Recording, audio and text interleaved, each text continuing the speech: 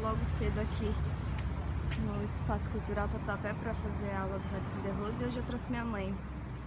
Dá oi! Oi, galera! Vamos ver se ela vai conseguir fazer e se vai gostar. Acabou a aula agora. E aí, esse é o Thiago, nosso Olá. mestre, e a Cecília, os dois que dão help pra gente aqui. Ti, conta um pouquinho de como que funciona o método, como que é tudo. Legal. O Método de Rose é uma proposta de qualidade de vida e alta performance que integra técnicas e conceitos. Então nós fazemos algumas coisas dentro de sala de aula, entre elas reeducação respiratória, um treino bastante de resistência corporal, alongamento, flexibilidade, tônus muscular, e com isso vai combinar o melhor nível de concentração e foco. Além disso, ele tem a parte de conceitos que é uma extensão das técnicas. Então, o praticante ele acaba no seu cotidiano introduzindo boas relações humanas, boa alimentação, boa cultura, entre outras coisas, e isso vai culminar em um estilo de vida e uma qualidade de vida muito superior e superlativa em tudo que ele faz, seja no trabalho, nos estudos, nos esportes, até mesmo um tipo de aumentar o nível de eficiência e foco. E qualquer um pode fazer, Cê? Uma pessoa que nunca fez, chega aqui e consegue, como Desde que é? que tenha um bom par de pulmões e queira desenvolver uma alta performance, se superar em tudo na vida, é muito bem-vindo. Aí sim. E minha mãe participou hoje, primeira vez, a cara dela. E aí, foi fácil, foi difícil? Ah, foi legal, ótimo, muito bom. E aí, Ti, como minha mãe saiu? Ela foi bem. Acompanhou bem, assim. Ela achou que não ia conseguir fazer nada e deu muito certo. Depois da aula, a gente veio aqui tomar café.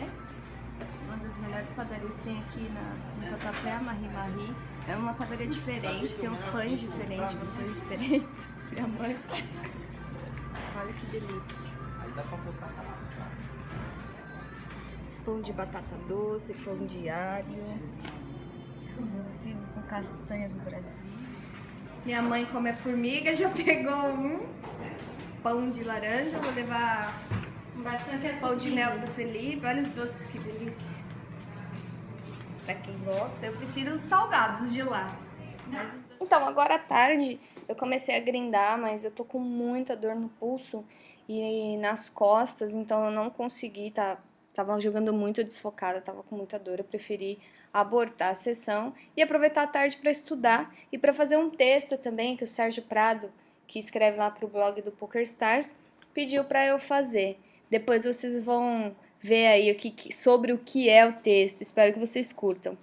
Enfim, eu tava fazendo um review aqui dos meus torneios e esse é do Big 33, que eu fiquei em terceiro semana passada.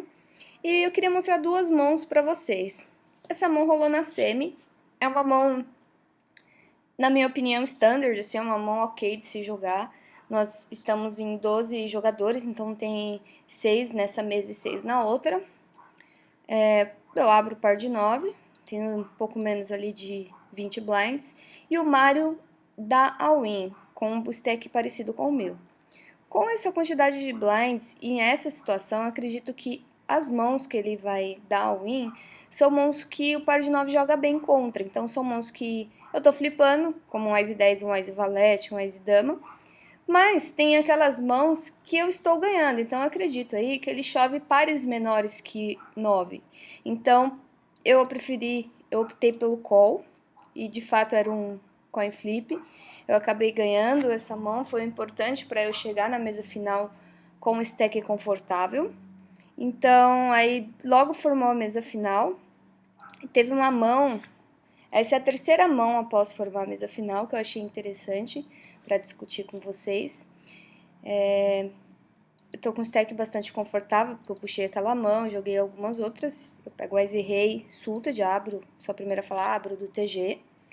E o Ivan, com o stack também confortável, ele é chip leader, inclusive, ele fleta no small blind. Eu acho que o range dele, as mãos que ele dá call aí, são muitas. É um range bem aberto, então ele não vai me dar call só com mãos muito fortes, ele vai me dar com mãos como 8 e 7, 9 e 8, 10 e 9, valete 10, enfim, uma gama de mãos bem grande, até porque eu joguei com ele anteriormente e percebi que ele jogava bastante mãos até. O Rafa ali no Big Blind resolve foldar e ficamos apenas nós dois.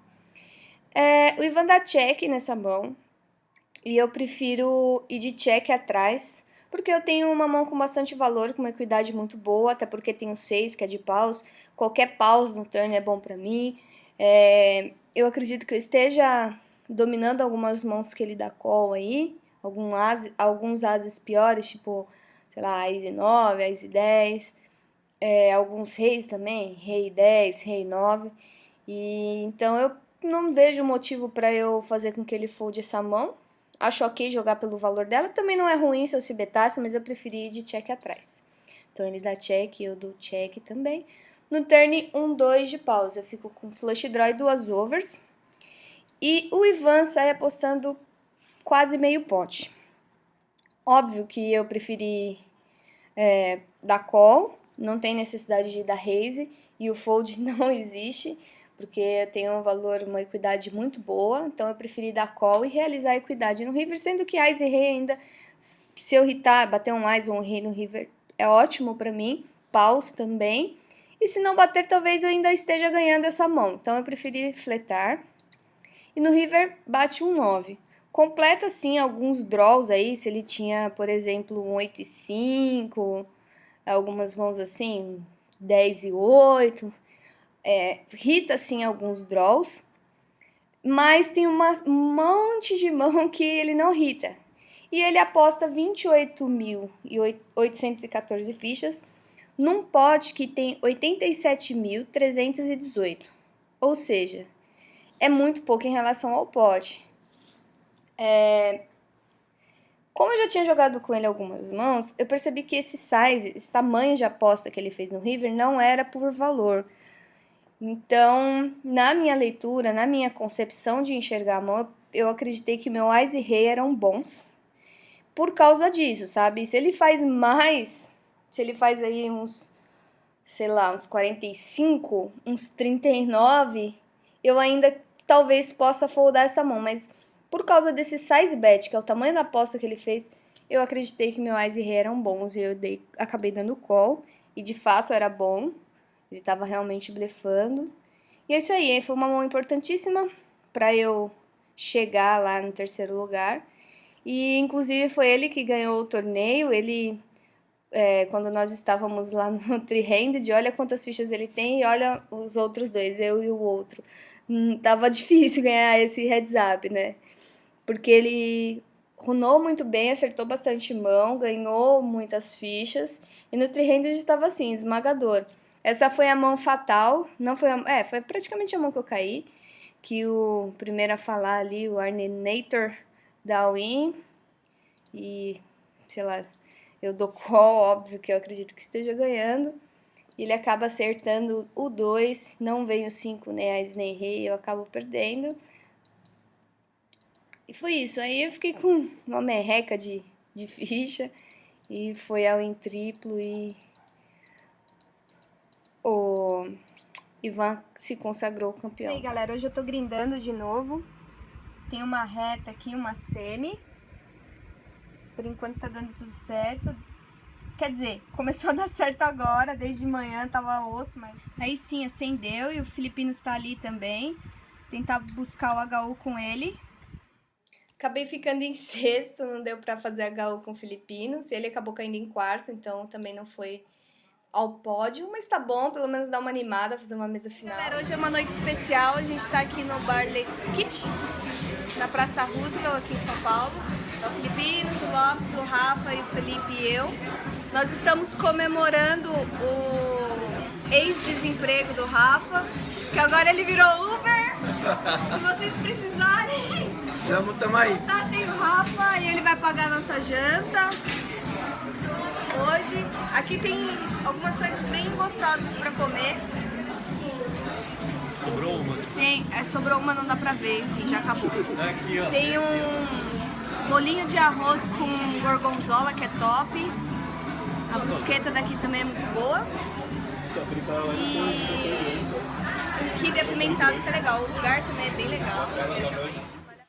Hoje foi mais um dia de grind. nada deu certo, não fiz nenhuma mesa final, mas peguei alguns ITMs, enfim, mais um dia de trabalho.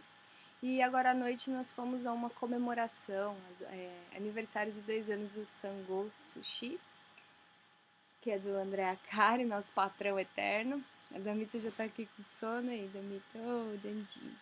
Tá com sono, meu amor? Então, tinha uma galera lá, uma galera do poker, vários amigos queridos, o Vitão, o Vini, a Cintia, a Maria Guiar, a Josi, Serginha, a Rebeca, que eu adoro, o Del Valle, Tudaço. Enfim, tinha uma galera lá, a Adriana Cari, que nos recebeu muito bem, tava tudo uma delícia. Eu esqueci de falar, falei que ia mandar o resultado e acabei não falando. O lance lá da minha sobrinha do passarela não deu certo, mas talvez não fosse a hora. Eu acredito que se é realmente o que ela quer, se é o sonho, tem que insistir, perseverar, e não é na primeira dificuldade que vá desistir. Então, tudo que a gente quer, se a gente quer de verdade, se a gente trabalha, a gente conquista, se depende só da gente, enfim. E é isso, galera. Eu queria pedir pra vocês um feedback do que vocês estão achando dos vídeos, principalmente desses que não teve viagem, de ser uma semana comum. O que vocês estão achando? Apesar que semana que vem já vai ter festa, vamos pro BSOP Rio Quente, então vai ter coisas mais divertidas para acompanhar. Bom, se você tá curtindo, se você achou bacana, dá like aí, se inscreve no meu canal para continuar me acompanhando. Obrigadão, galera, pelas mensagens e pelo apoio de sempre. Beijo!